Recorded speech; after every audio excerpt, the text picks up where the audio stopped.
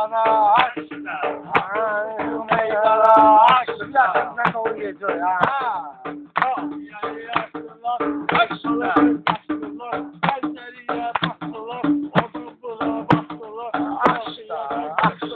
Hamı değil açtı. Meydana açtı.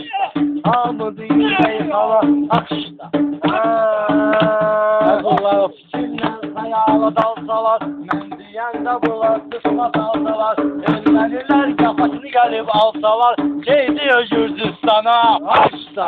Geydiyor Gürcistana açtı. Arzulara, hayallara danıza yok, gün olacak torpaqları aldı yok, amma seçim arasında qaldı yok, bəlkə gedək Ağdama açtı. Bəlkə gedək Ağdama açtı. Hamı deyir meydana açtı. Hamı deyir meydana açtı.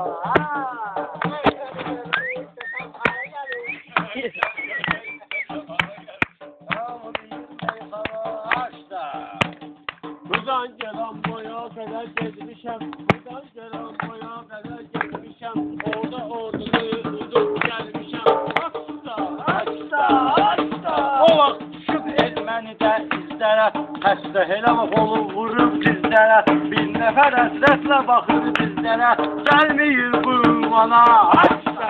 Gəlməyir bu ünvana açta. Hamı deyir meydana açta.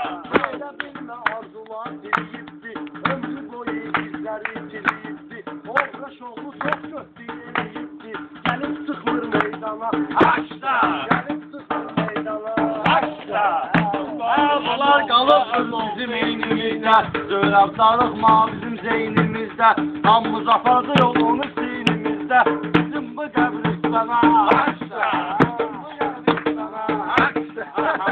Bizim meydana açtı. Qorur yapmayı.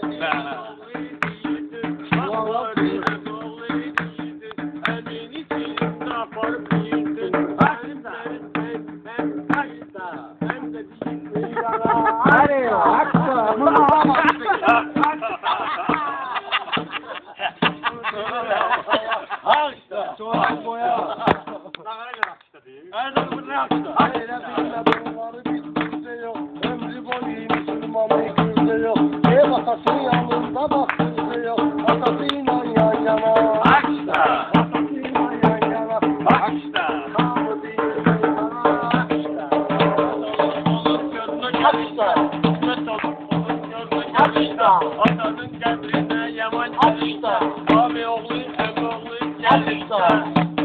Hamı danışdı ama dinlənmədim, Zora bu cür məclisdə şəllənmədim, Zeyhun yaxşı çalışan evlənmədim, Tez yəni qaynana açtı. Səni bu xazır ayna.